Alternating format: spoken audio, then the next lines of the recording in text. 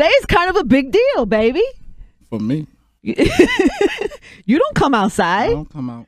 Number one, you hate interviews. I really don't do them, but I do them with you. I feel we've built a little tiny bit of trust at this point. Oh, I mean, I always had a hell of an amount of respect for you. But you don't trust me. I trust you because I know you respect me and I respect you. So I was coming in town. I had a few meetings. I hit my bro Buck and Malcolm and told him I wanted to come see you. I figured we need to catch up since I last saw you. I love that. So, of course, we had our big interview in Miami, which was...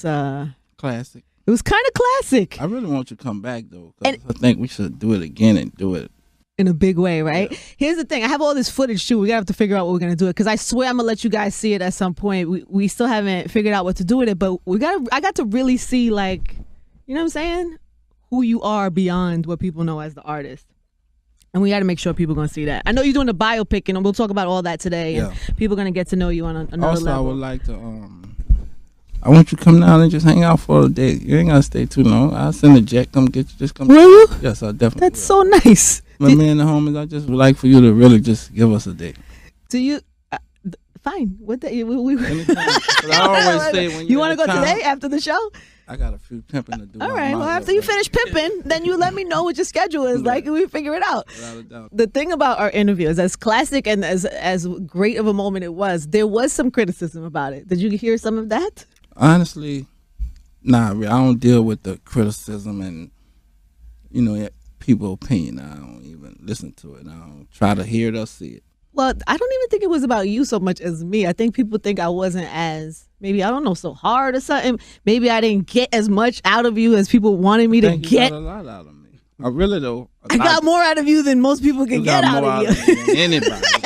and I had to work for that. But I don't think all the footage you have, they didn't get to see. So that's true. You did get a lot out of me, but we didn't use all of it. Well, no, because the other stuff is about career and life and all that stuff, which we'll get. Which we need to put that out. Definitely. We had some camera issues and whatever, but at that moment, I think that the whole thing with Wayne was going on, and that was what everybody wanted to know. Definitely. And so they felt like you was like circling my question of with the he's my son. There was like there was somebody who did a tracker of how many times you said he's my son. I'm still gonna say he's my son. He's my son. That ain't gonna never change. I'm gonna say that till the day I die. I know. I saw you at the. I'm so happy that things seem to be at least better, right? It's kosher. Not perfect, but better. It's kosher. We cool. That's my son. We gonna always be cool. Right. I love him to death. That'll never change. But us seeing you guys bringing New Year's. Yes. And on songs, definitely. You getting on stage saying, definitely, you'd kill for him or die for him. Definitely, that has to be progress from at least where we thought you were. Of course, I mean it ain't never really been red tape to where he hate me and I hate. It ain't never been that. It ain't gonna ever be that. So I just think that media get a lot of things misconstrued and want to put it in their way, and I never been the person to get caught up in that. So. I mean, I record next door to my son every night, so I see him every day. But I know, I think that was so funny when I went there in the studio that you both record right next to each other. Right next to each other. Right now, we just been, for the record, Drake album dropping the 6th on the 29th. We heard about this. We excited. They had a little pop-up shop in the city the other day. It was free. They were giving free stuff away. Yeah. I sent my intern down there. He came back with a T-shirt. He had to wait 2 hours, but he got it. You know, when pull up the line, gonna be long. I could have just called you maybe and asked for a T-shirt. I would have went and bought the whole store for you. But I wanted to make sure that the intern had it in him. Buck, what's up? You just gonna jump in the mix? I am my bro Buck. It's your bro Buck. Yep. So what brings you to New York, man? What? I had some meetings with some with the building, so I just plus I was taping some with the Music Mogul show. That's one of my shows I executive produce. I really want to see the trailer for this. Did you say somebody brought it up? Yeah, he gonna bring it up. I want to see it. I heard it's really good. Make sure you get that. You got it? I want to see it so we can talk about it. But wait, so tell me who's on it. It's you, Jermaine, Snoop, and Damon. Yeah. And do you interact with each other? No, we never interact with each other. Oh. Everybody doing their own thing. Okay, so it's 4 different stories. Yeah. No, but for somebody who doesn't like to do interviews, I'm not really doing no talking anyway. Just, you know what what do we see then? What are you gonna do? I'm gonna pop up and pop out, but tell me what you do. Tell me what we're gonna see on the show.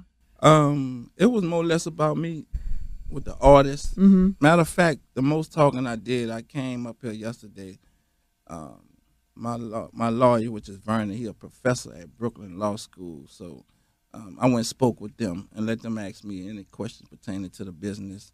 I really enjoyed that, so that's probably the most talking I did, but a lot of it just pulling up, Casket, my little nephew Nino, and everybody else. I just felt it'll be a great platform for my new act. Right. But it's about business and about hustling, right? It's about... Well, you're going to see that, about my business. I'm about what it takes to make an artist. And my goal is to see which one of them could be, because we have the 3 biggest artists in the world. So I have the biggest platform in the world, and I want to see one of these youngsters, if not all of them, be just as big. Or we're going to try hard to see what it pop off.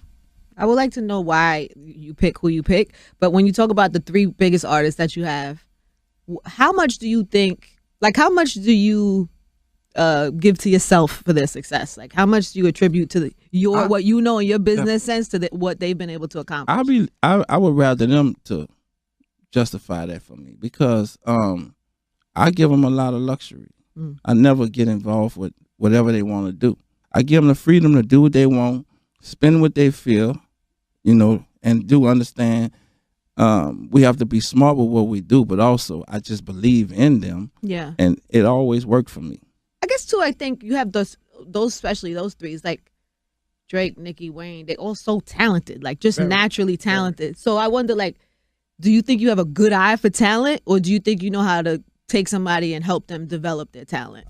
I could do both. I know I have a great eye for talent because I have the best talent in the world, and numbers don't lie. I developed talent, what I did with Thug and Quan, and what I did with a lot of them, the Tigers and the Jay Sean, everybody that we done built, the brand that we built, sometimes I just could see it before they could see it. And I know how far I could take it because I know what my machine can do for me.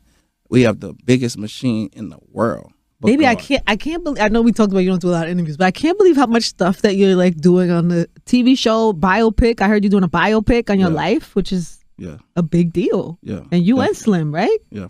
Slim, if we don't hear from you, you ain't gonna hear nothing. Slim is he's like a mystery man. Definitely.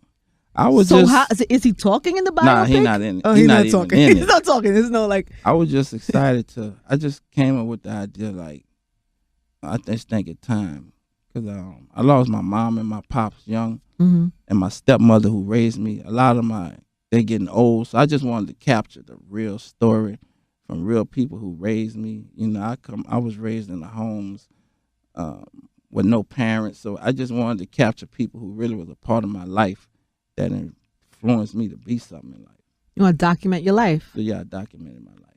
So it's like your whole life. It's not just your career. I was 17 turning 18 when I signed with Universal for $30 million. So all this was before that, before I even. You were 18, you said? Yeah, I was 18 when I signed. That's unbelievable. For $30 million. $30 million was my first deal. It spurred me. It made me feel like it's something I got to have. All the time. I just really, as being a young man in these projects, because really we still was living in the projects, so we took the money and went back to the projects and bought all kind of Bentleys and jewelry, and I didn't really think the shit really was real, what I was going through, because I come from a boys' home. I come from the penitentiary, going to jail at a young age instead of going to college. Jail became my college. So you was in jail when? I was in jail for my senior year of school. I went straight to jail. The whole year? I was sentenced to 5 years and did almost 2. And that's where you learned what? I learned, when I was incarcerated, I learned about God. That was my first time reading the Bible, and it ever changed my life. Really? Yeah. And then how do you then evolve that into this? How does it go from that to a $30 million check? Because when I come home, I still was in the streets. That's all we knew. But I changed as a person. I just was really young and wild. So learning about the Bible made me realize that now I'm gonna be accounted for my actions. Because I was young and didn't give a fuck. So once I learned being accounted for my actions, I wanted to use more of my brains than more of my physical. Because anybody could be physical and pull a trigger, but it's not too many people that could be powerful with the brains and become something. So once I learned about the Bible, it just changed my life. It gave me a different outlook on life. Wow. And that happened in prison? Yeah. That's amazing. Do you still read the Bible a lot? Are you like super religious? Not as much. I do listen to Minister Farrakhan a lot. He's my mentor, somebody that I really, really look up to. So I know you've met him, right? You told me that. And we just kept a relationship. And like what? Like you could call him? Like you have his number? Call him straight up direct. And he calls me. Really? If I ain't calling him, he'll call me and just check on me. And what do you talk about? We might talk about food. Eating. You know, what do you call him, Minister? Mr. Farrakhan. Mr. Farrakhan. Yeah. When you talking to Mr. You gotta humble yourself, right? Yeah. You know, I'm not really a talkative person, so I just listen to him and take his encouragement and make me want to do more in life. What's the best thing he told you? He told me I'm a genius. Did he? He said, "You're a genius. You know how to take nothing and turn it into something." I'm like, you know, shit like that. No disrespect. Words like that, I don't really be carrying to hear because, and I respect it from him because it's the truth. But just how I came up, it was just hard, and just accepting certain things be hard for me sometimes. You got Minister Farrakhan on speed dial though. You come to my house whenever you got a problem. House. What are you saying to me? What? Blessed my house. We got on my yacht. The big house? Yes, he blessed. And that was like a moment for me I'm going to take to my grave. That was like a moment for life for me. Like, and I had my kids there, my brother there. I really cherish that moment. Is that recently? Yeah. Shows up at the house. Comes to my house. Entourage? You know, he Farrakhan. Yeah. He's a gangster. FOI? With the people. But he came 2 days in a row. He came to my house 2 days in a row. He must have felt you needed something. I don't know. He must have this house. This house needs some cleansing or something. I sucked it up, and that's somebody amazing. That I have the utmost respect for, as what he did for us as black people, and what he stand for, and what he live for. I love that. Did he reach out to you, or did somebody put you together? He reached out to me. I had been reached out to him, but he reached out to me and wanted to meet me. So I flew to Atlanta, and I met with him. And perhaps the next week he was going to be in Miami. And when he came by, he stopped by the house 2 days. Man. That's amazing. Did you have mentors or growing up? Yeah. My dad is what I looked up to. He died when I was young. So really our mentor was the block. You know, we looked at who had the cars and the jewelry. Yeah. That was what inspired me. I can't say they was my mentor, but they really showed me how to survive in the life that I chose. So I always gave an older person a hell of a respect for because everybody liked me because I was one of the kids that ain't had no mama, no daddy, just in the streets being wild. So since what age? My mom died when I was 2. My pops died when I was 5. And then so who was was your grandmother? No, I never had no. So who was in the house? I had a stepmother, but I was living in a boys' home until they was able to come get me. But, the streets raised me, the block, the neighborhood. I have like 10 brothers and 12 sisters, so I can go to any one of them. But the streets raised me. Since that young? Yeah. We need a biopic. I felt like it's just time. I would like to show. And we see that all in the biopic? Yeah.